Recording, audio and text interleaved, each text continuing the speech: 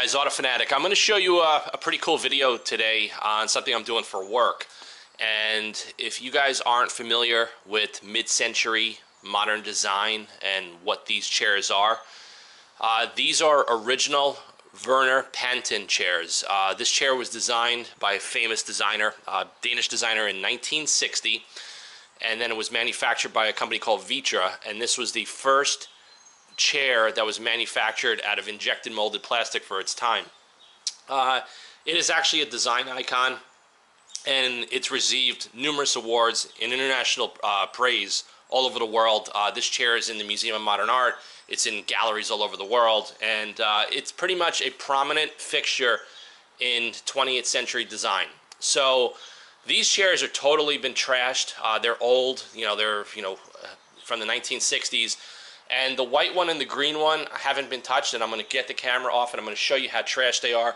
The orange one, I already refinished the entire front surface. I have to finish the back, but I just want to show you guys a little bit about what I do using my polishing tools and applying the same technique to specific type of architectural design projects. So these chairs are going to get refinished, then they have to get wrapped up and packed, and then they're going to go to auction.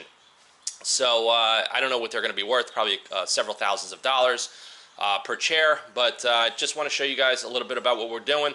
Today I'm going to use the Makita P05000C with the Griots Garage Best of Show system, and I'm going to use the fast correcting cream. This is injected molded plastic. You have to go very fast with your arm speed and travel speed. You have to be very careful that you don't create too much heat and friction between the pad and the surface, otherwise you'll gum it up and ruin it. This chair had some seriously deep scratches that I used my Makita P05000C system, and I sanded the entire chair out. I started at 400, I went up to 3,000, and I polished it out. So I'm going to get the camera off the tripod. I'm going to show you guys a little bit more detail about what I got my spotlight, and I want to see if you guys could see. See, this is really hard to pick up on camera from what I'm seeing in the viewfinder right now, but there's a lot of scratches, and these things have been stacked up and tossed around for many, many years. Let's go over to the white one. You guys can see. You see what I'm showing you there? That should be pretty obvious in the camera as I move it across. The surface finish is totally worn out, scratched up, marred. Who knows what they clean these things with. Now let's go over to the orange chair. This is the chair that I already did, and you guys could see how I brought it back to life relatively easily, and it looks absolutely fantastic. The customer is going to be very, very happy when he gets these. Alright guys, we're all prepped and set up. Here's my Griots Garage Best of Show microfiber cutting pad with the fast correcting cream using the Makita P05000C. Got everything set up, and having the rubber tool rest is awesome. So we're going to get started for you guys now. Now we're going to be using, of course, force rotation mode. Just because this is plastic, solid surface material, we're going to start out slow, and then we're going to crank it up a little bit.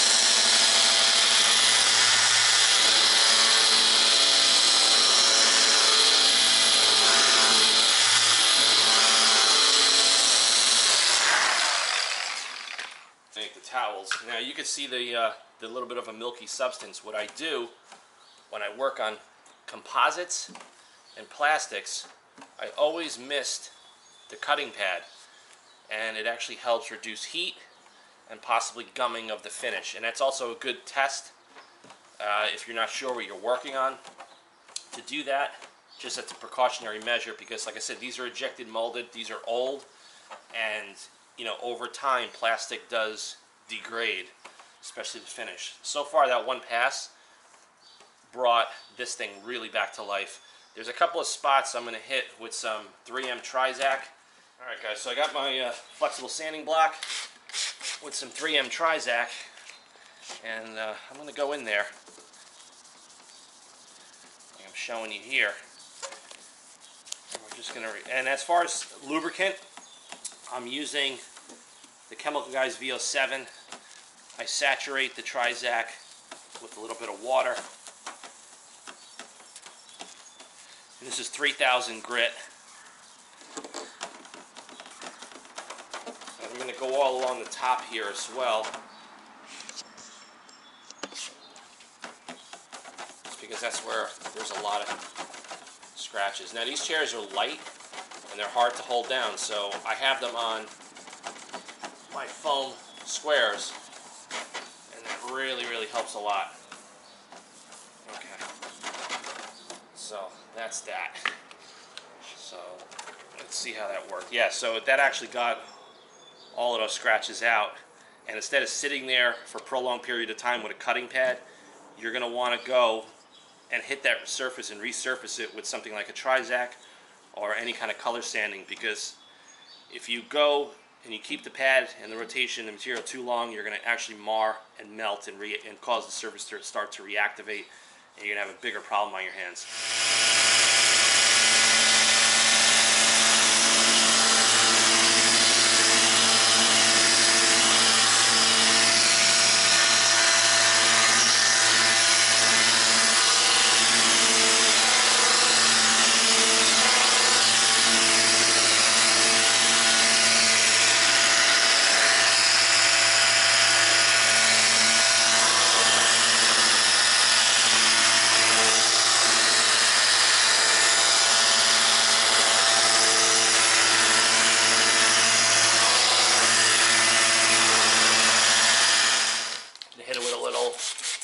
Guys V007, get some of the residue off.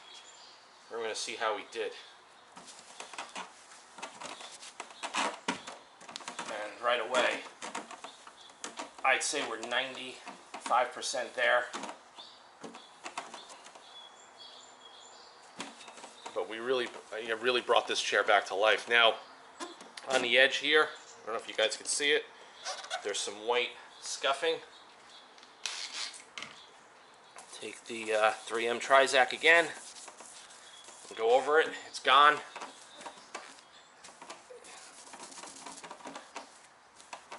Okay, there we go.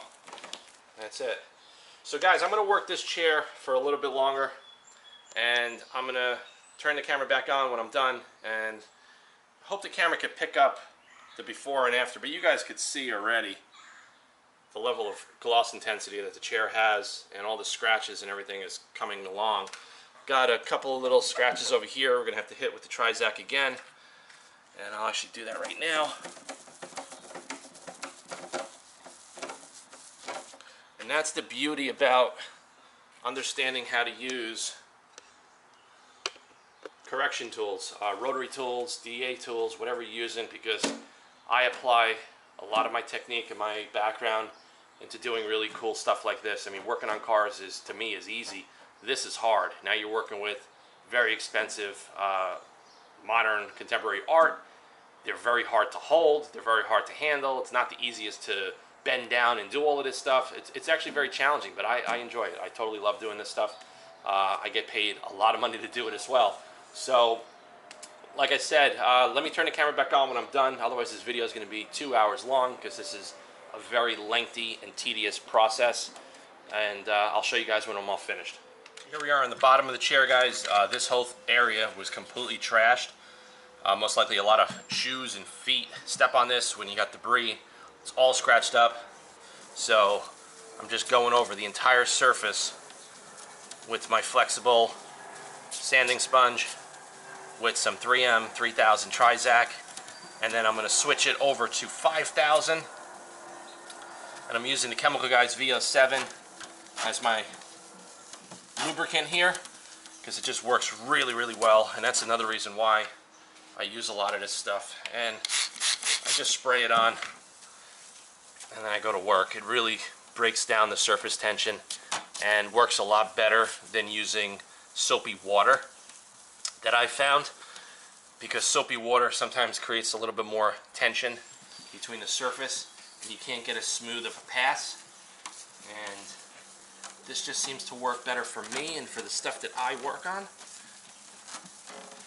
And working on this stuff is challenging. It's fun. I enjoy the challenge. I enjoy seeing the result. I enjoy hearing from the clients that the pieces that I restored brought 30 or 40% more at auction because of the work that I did in restoring them. And it's the same thing with a specialty car. You know, if it was a classic car, a rare classic car that's just been sitting and neglected, you know, give it to me for a week and I'll bring it back to life and you pay me accordingly. And to me, that's a lot more fulfilling than working on newer cars that have bad paint jobs and, you know, everything else. I mean, it's just kind of mundane for me because I've done it for so many years that I like doing this kind of stuff for my other business because it just fulfills a personal need on my end as a fabricator and as a designer and somebody that manufactures things. I just enjoy doing this stuff. One hand.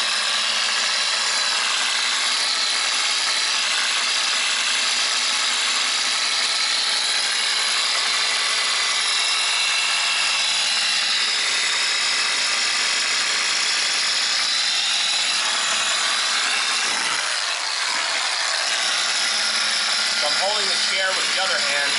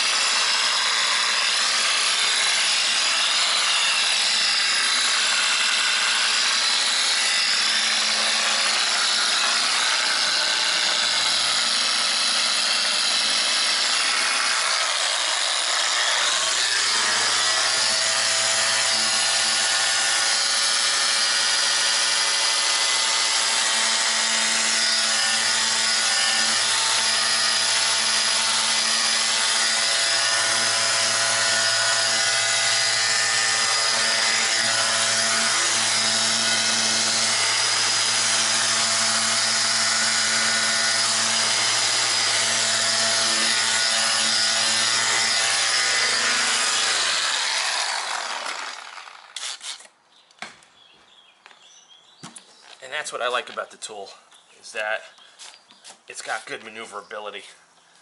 And we're going to have to give this another pass, but for the most part it got all the deep scratches out. And now we're going to just bring it back to life. So I'm going to turn the camera off. I got to manipulate myself. And then when I'm done with the chair, I'm going to show you what I do as the last final step, and I'm going to show you all three chairs finished. So what I want to show you guys is how easy to control this Makita is. I'm literally just holding it in position with my finger.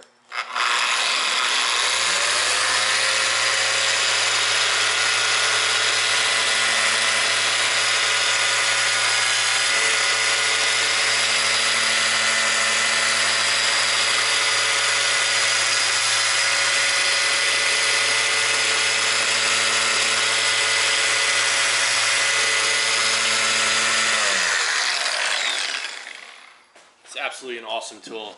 So far it's been my favorite new tool that I've added to my tool collection in a long time. I absolutely love it. I've been using it like almost every day, and believe it or not, I stopped using the Rupes 900 milli.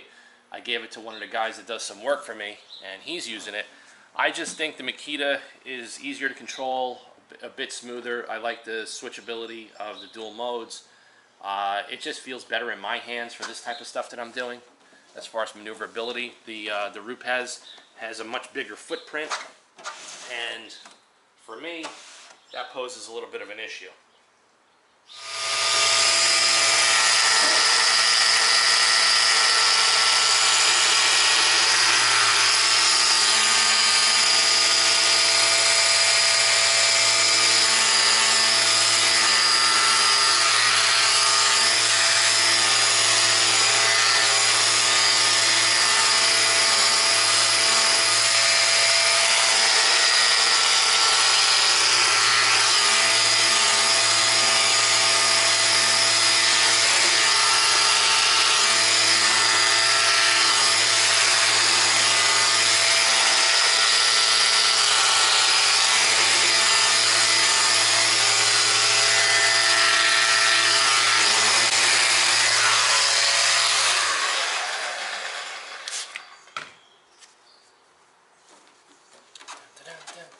This one's done.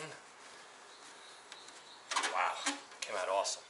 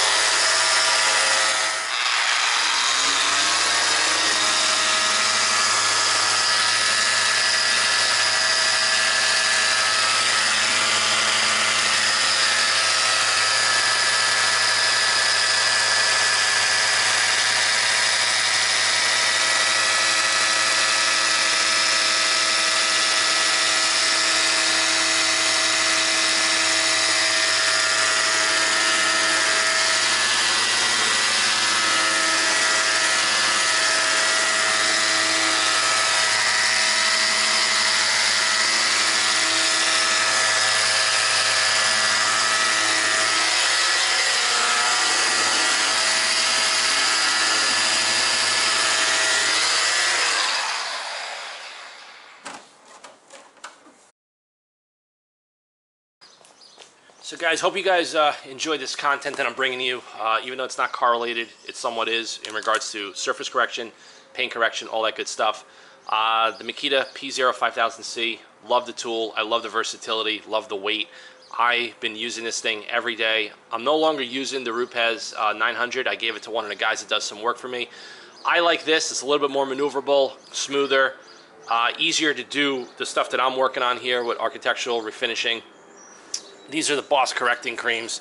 The Fast correcting cream is one of my favorites. I absolutely love this stuff. I use this stuff a lot. I actually have it by the gallon, and then I refill the smaller bottles. This is their orange correcting cream, and then their perfecting cream. And then when I finish up, I do a coat of Colonite 915 on everything that I polish and refinish. And today we used the Griots Garage Boss microfiber cutting pads, and then I used the yellow perfecting pad, and I overlap between the different products along the way.